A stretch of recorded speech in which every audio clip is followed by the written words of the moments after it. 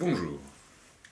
Aujourd'hui, pour ce premier épisode, je vais vous parler du lance-grenade, une chose que tout le monde connaît. Hein, quoi? Qu'est-ce que tu dis? Ouais, c'est ça, ferme ta gueule. Hein? Tu dis quoi là? Tu t'insultes ton public? Hein? Quoi? Mais non, pas du tout. C'est juste que. Bon, et quand bien même, je m'en bats les couilles. De toute façon, j'ai pas de public et même si. Oh, c'est ça, ferme ta gueule, ferme ta gueule. Je disais donc, le lance-grenade a été inventé. Tiens, je me demande par quel orifice on pourrait le faire rentrer. Voilà, qu'est-ce que tu fais là-bas? On voit bien que c'est du scotch, ton truc là. Hein? Quoi? Ouais, c'est du scotch, mais j'ai perdu les pièces. Inventé en. Qu'est-ce que tu fais? Tu vois bien que. C'est ça, dégage. C'est ça. Vous voulez tout le temps de ça? Le lance-grenade a été inventé vers 16e, 17e siècle par les Britanniques. Les capitalistes n'ont pas tout inventé. Ils s'en servaient principalement pas pour tuer des gens spécialement, surtout pour faire péter des barricades, pour faire exploser des portes, ce genre de choses, mais vraiment pas pour tuer. Le mécanisme il était assez simple, ça fonctionnait exactement comme un mousquet. On prenait notre fusil, on mettait de la poudre, notre grenade, on tassait, on tirait. Pour ce qui est de la grenade, c'était une grenade à mèche, parce que les premières grenades étaient à mèche principalement. Ça s'allumait avec des allumettes, je suppose, pour l'époque. Et ou avec une torche d'ailleurs, je pense. Une torche, ouais.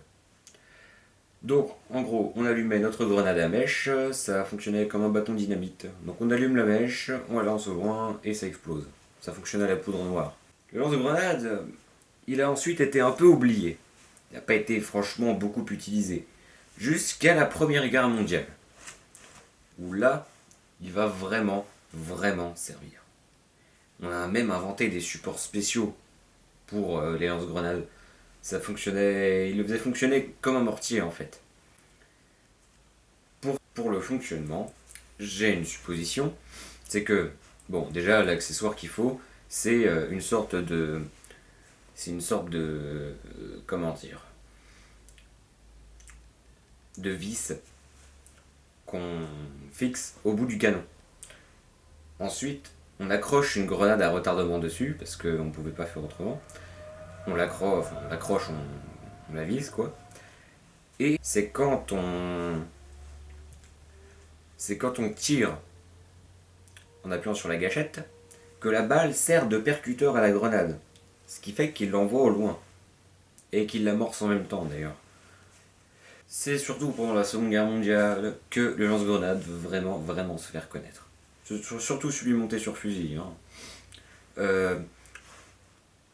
C'était toujours des grenades à retardement, avec le même fonctionnement, percuteur, balle, tout ça. Mais ils sont vraiment fait connaître surtout par les Américains. Parce que c'est eux qui l'ont beaucoup utilisé pendant la Seconde Guerre mondiale. Avec leur grenade frag à retardement. Je déteste les capitalistes. C'est bien après, lors de la guerre du Vietnam, que le lance-grenade va beaucoup évoluer, sous forme du M203, que vous devez tous connaître puisqu'il est encore utilisé aujourd'hui. Il a été construit et breveté par l'IAA Corporation sous contrat de l'US Army. Et en un an, ils ont réussi à fabriquer un lance-grenade monté sur fusil. Ouais, ils sont forts ces Américains. Aujourd'hui, les lance-grenades, il y en a énormément. Et pas seulement montés sur fusil. Je pense que vous devez connaître par exemple le MK32 qui est très connu pour sa forme, très connu pour ce type de grenades, comme les grenades adhésives, les grenades à fumigène. Il y a aussi énormément de types de lance-grenades montés sur fusil. Donc il y a le M200, enfin le M203 pour être précis.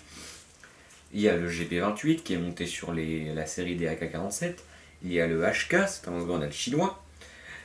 Il y en a vraiment beaucoup et pas seulement en termes de lance-grenade, aussi en type de grenade. Parce que aujourd'hui, ils n'utilisent plus les grenades à retardement comme avant. Maintenant, il y a des grenades à impact qu'on appelle les GM. Je sais pas pourquoi ça s'appelle comme ça d'ailleurs. Donc les GM de 40 mm, il y en a qui vont même jusqu'au 120, hein, c'est pour dire. Euh, Ensuite, c'est le composant à l'intérieur qui va changer. Il y a les grenades à mitraille qui envoient des gerbes de plomb. Il y a les grenades et les grenades à fumigène qui balancent de la fumée. Les grenades incendiaires. Enfin, voilà quoi. Il y en a vraiment, vraiment énormément. Pour conclure, le lance-grenade, c'est rigolo, ça explose, ça tue les gens. Voilà, j'espère que cet épisode vous aura plu. Animé par moi-même, j'espère qu'il vous aura plu. Donc, je vous dis dans un prochain épisode.